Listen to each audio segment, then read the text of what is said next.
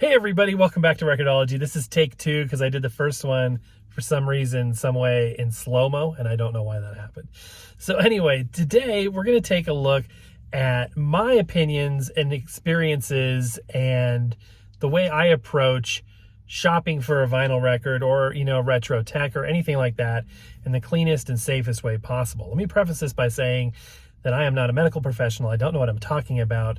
And all of this is my opinion based on my experience and, beliefs, whatever. So there you go. That being said, there's a lot of risk inherent in shopping right now, going into a store, touching door handles, bringing contaminants back into the home. How do you deal with that when it comes to shopping for an old, dirty record? And how do you, manage that whole process start to finish? So join me today. I'm going to take you on a trip to buy a record, and maybe 2 records, I don't know. And we're going to take them home. I'm going to show you how we can disinfect, clean things, and also shop while we're clean. Now, the first thing I'm going to do you want to grab those gloves? The first thing I'm going to do actually is put on a mask. I think of my car like my house. It's sort of the safe zone. I can control what's going on in here. In here, things are clean, things are disinfected. But as soon as I go in there, they are not. So mask goes on. And for me, it's twofold. You're going to prevent things from entering your mouth that are flying through the air to some degree, and you're going to prevent things from leaving your mouth. There's something to be said for that. There really, really is. Now, this is a non-medical mask. This is just a, this came from like Old Navy, but at the same time, it's a barrier. The next thing is going to be gloves. As you're fingering your way through records or touching tech or even door handles getting into the place, this is a barrier as well. And again, I think, my opinion, that these are things that, put a barrier between me and things I don't want in my life. So I'm going to put these on right now. I'm going to take the mask. We're going to go inside and we're going to see what we can see. So join me, won't you?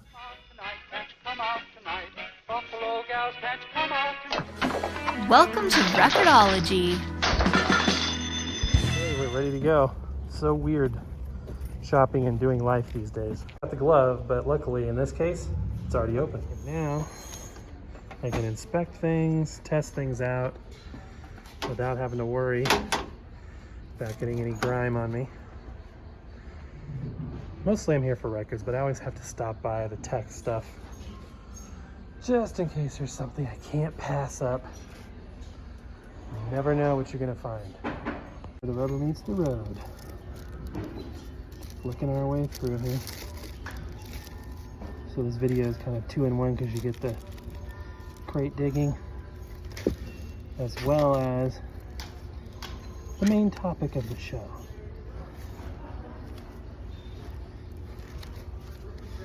You guys know I'm always looking for Glenn Miller, big bands, stuff like that.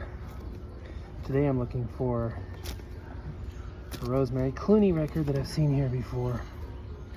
You ever have this thought where you've seen a record and you're like, no, I'm gonna go get that thing. It's cool. There's no record in it. Well, today's that day for me. Hopefully we can find it. And again, always on the floor, right? I'm able to pull this up to a couch as I flip through this, which is kind of handy, but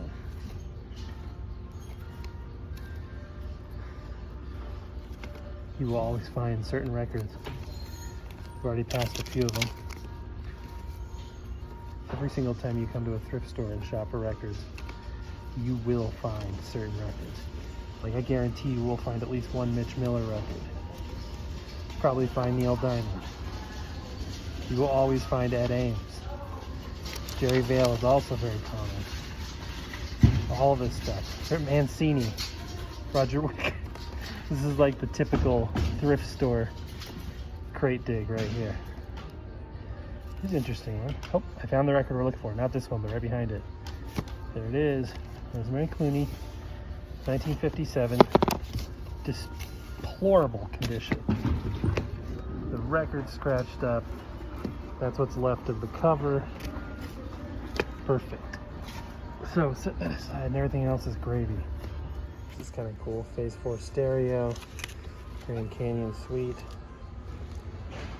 This is really neat. I love when they talk about the recording. 20 channels into a mixer. This is cool. Really neat stuff. This is cool. This is really cool. Okay, I'll be getting this. Awesome.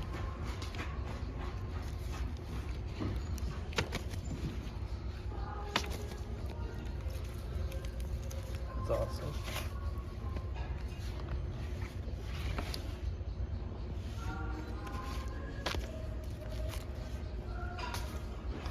That's cool.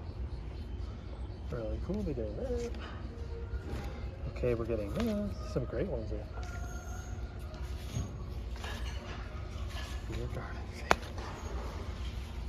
So cool. Some really unique stuff.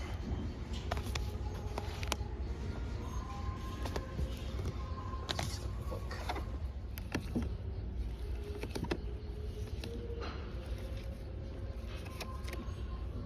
Good stuff in here. Oh, I hate that. Make sure you throw away your gloves.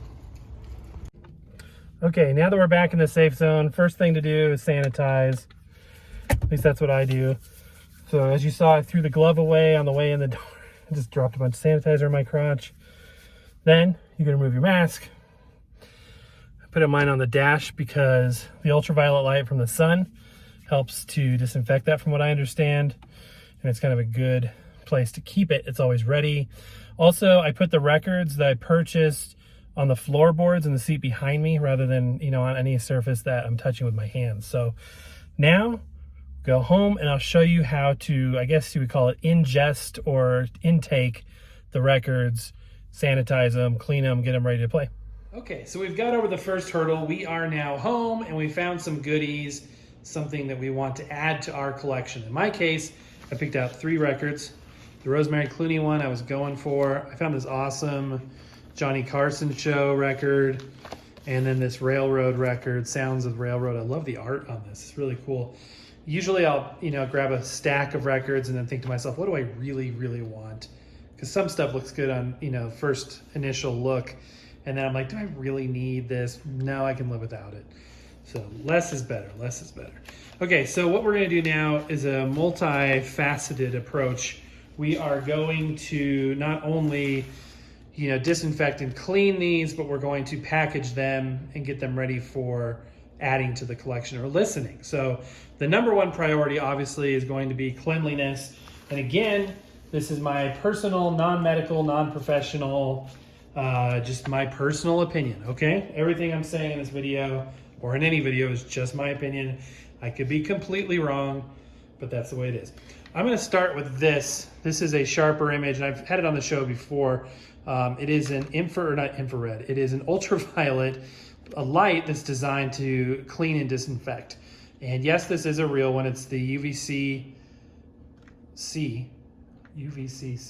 Anyway, it's the real kind. It's not the phony, just purple light. It does emit a faint glow.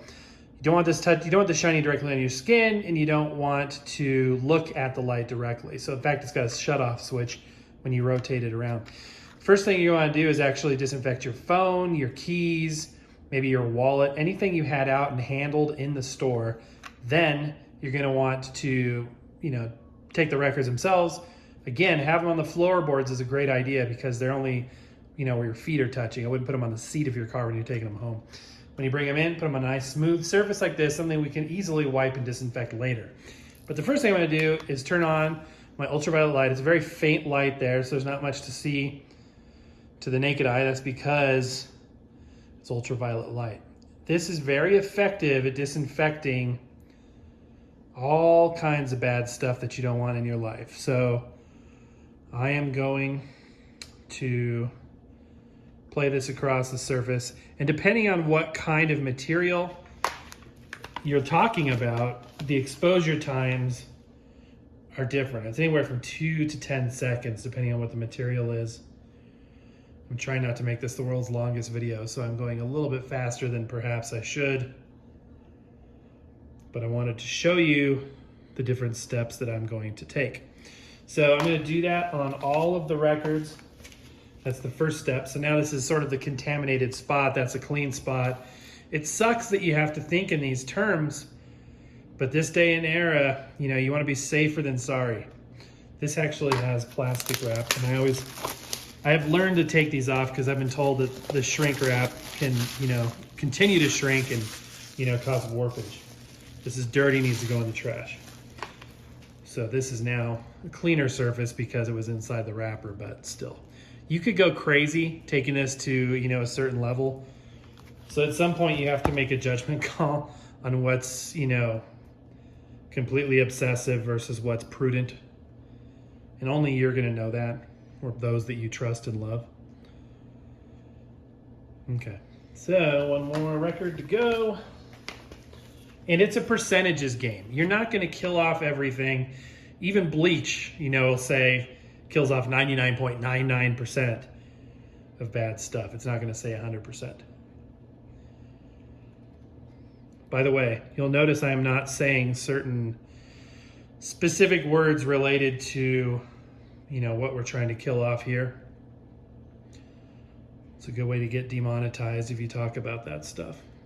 And I get it. They probably don't want people, providing information that proves to be false. That's why I stated over and over and over again that this is my opinion. I have no, authority or experience to tell you what to do on any of these matters, but I can share with you my opinions. I can share with you my practices. Okay, so for all intents and purposes, these are disinfected now. Also going to just disinfect the counter. You could also just take a bleach wipe, which I'm going to do anyway when we're done with this, but just showing you again. If you want to snag this, I'll put a link in the description.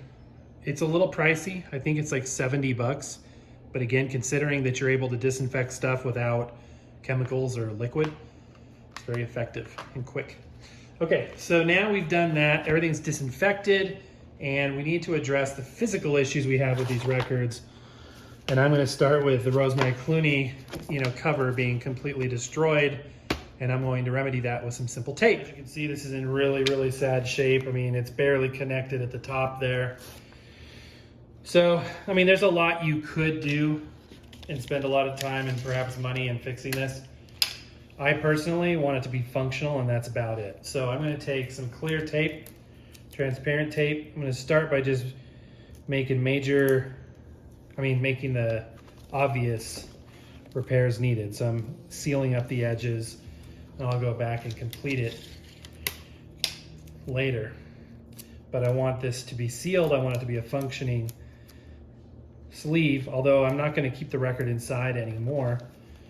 What do I mean by that? I'll show you. And I've shown a lot of this stuff in separate videos. Just kind of puts it all together for the purposes of, the overarching theme of this video of, staying safe and all that good stuff. But, with it, even outside of this, when you buy records at a thrift store anywhere, there's certain things you have to do to take care of your investment.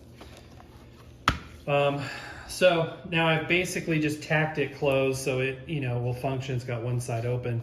I'm going to go back off camera and do a little bit better. If you had shipping tape, that's actually better because it's wider. I don't have any, so I'm using this very thin tape. So it's going to take a little bit more. So I'm going to tape up the edge, get it all completely, closed off.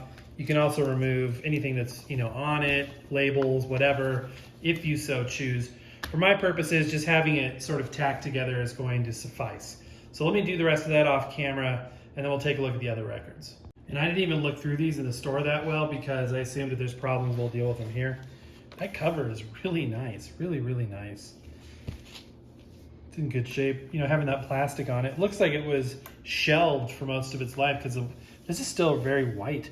There's a little bit of yellowing on the side where it was open. So that's probably the side that was open to the shelf. This is cool. What year is this? 1958.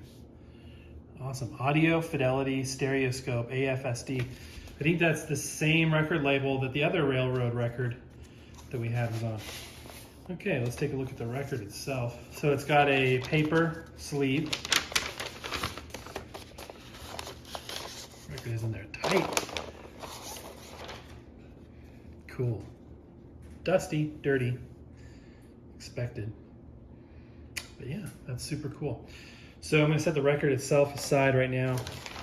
I throw these away now, and I'll show you why in a minute. But if you can afford to upgrade to something a little bit more gentle on your records, I would recommend it. Paper sleeves are better than nothing, but not as good as an upgraded unit that we're going to use, or product. So I will toss that. In terms of the actual case, cover, it's in great shape, so I don't need to do anything there. And then finally, we've got Johnny Carson here. Oh, this is interesting. It looks like this. No? How is this connect? Oh, I see. This is probably this multi-record set. So okay, so this glue came off of here, and it's just supposed to be, sealed like that. And you slide the records in there. So I'll put some tape along those edges. This is cool, by the way. This will be a show in and of itself. Magic moments from the Tonight Show. Same thing with the paper sleeves. We'll want to replace those. Ew, I hate it when they got nasty stains on them. It's disgusting. Look at the records. Casablanca, one of my favorite record labels, just from the look of it. I think it looks cool. The record looks like it's in pretty good shape. Got a big nasty hair. Look at this one. Also in great condition. Not bad for a 2-record set. So I'll set the records aside. I'm going to toss these. These are easy to part with, especially when they're all stained and nasty. And also, is there a poster in here? Yes, there is. Big one, too. Very cool. Because I'm prepared for something this big. I guess I could zoom out a little bit. Nope, not zooming in. Yeah. One of the benefits of the iPhone 12, and the 11s do this too, is having the wide angle, the ultra wide. So I'm at 0.7 right now. That's cool. That's a cool poster. I might put that up in the office. History of the Tonight Show. Super cool. All right, so I'm going to off camera put some tape on that. Then we'll clean the records next. And then finally, I'll show you how I package them and get them all ready to put into the collection. By the way, you may be wondering, why is it bad to have a paper sleeve? I mean, why would they ship it with that if it's bad? Well, it's cheap. Obviously, paper is cheap.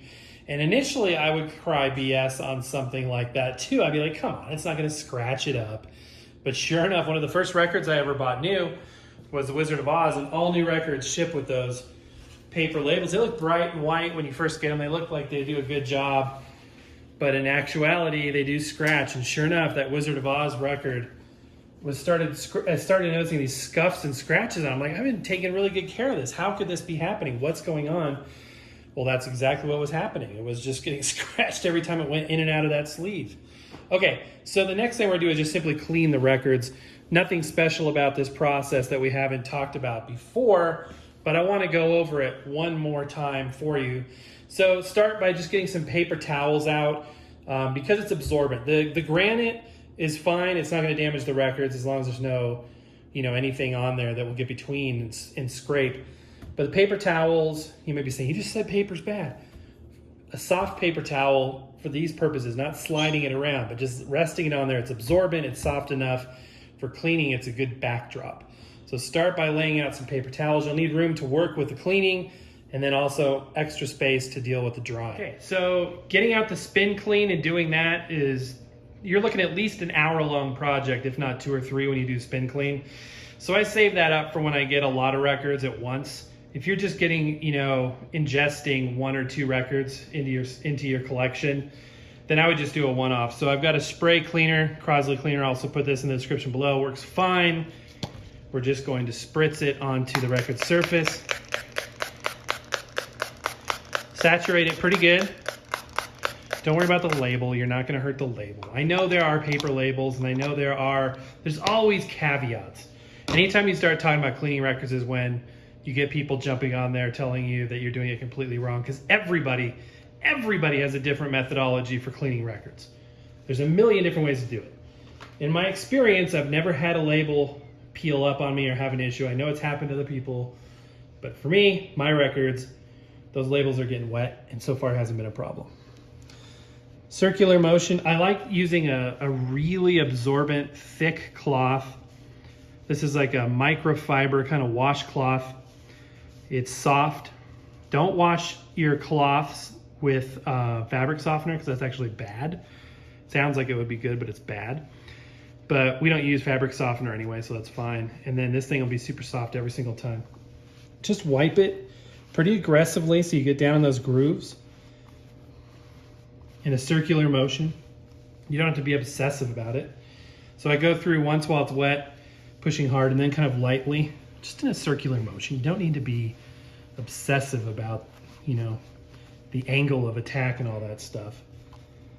And we're just trying to improve it. We're not trying to make it the cleanest record that ever lived. We're not going to eat off of it. We're just taking off grime and dirt and all that stuff.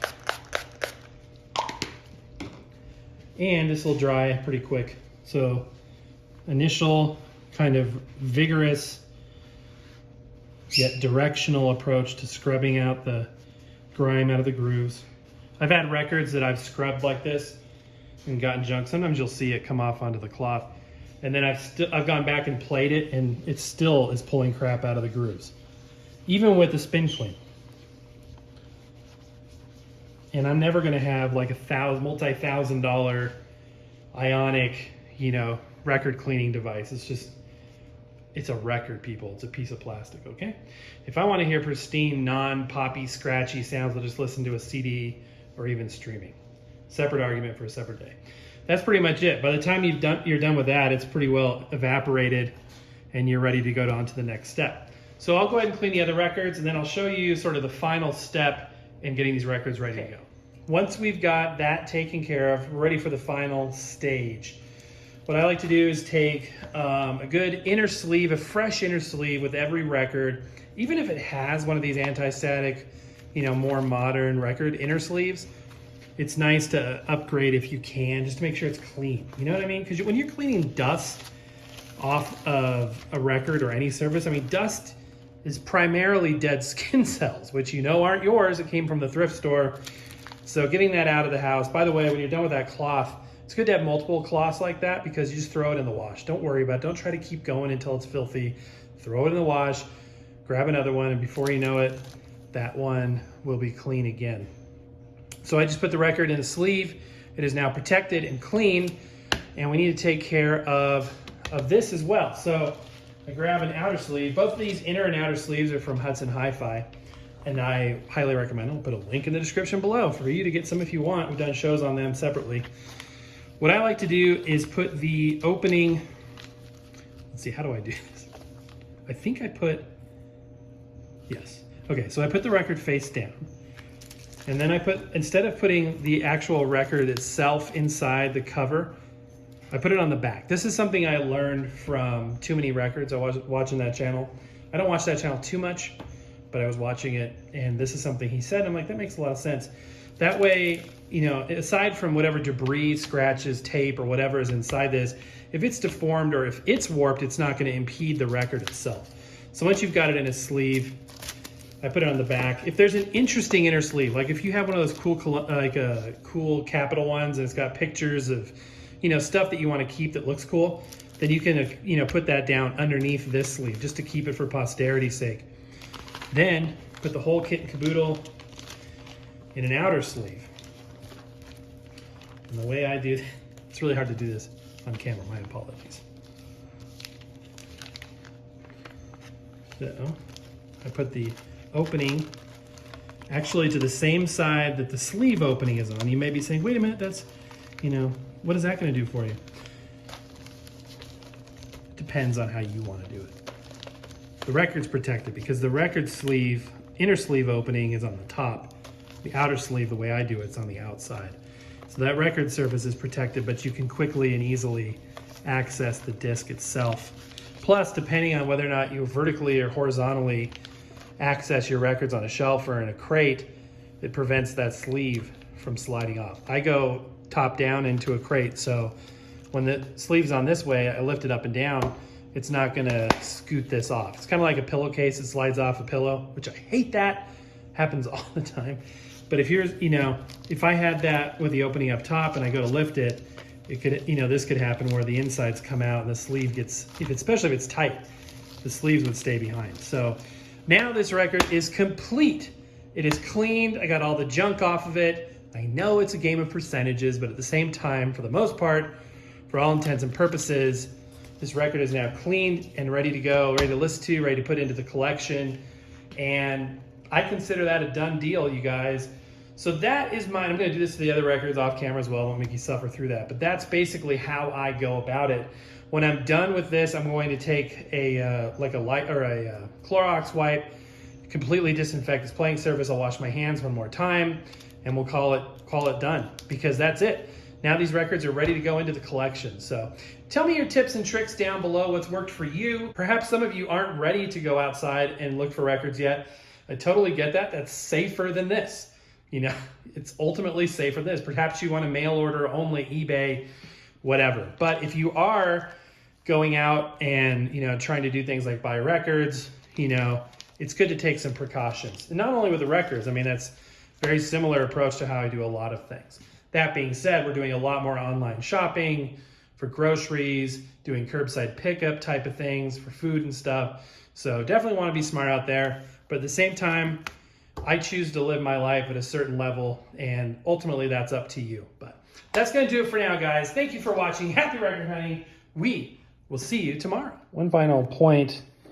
It's been my experience that once you get your records processed in this way, even if it felt like super cheap and insignificant in the store, there's something about having it cleaned, bagged with an inner and outer sleeve, and it makes even, you know, what was once perhaps a cheap and insignificant record really feel like something substantial. So that's just my experience, but maybe you have another opinion, or maybe you have the same opinion, but there you go.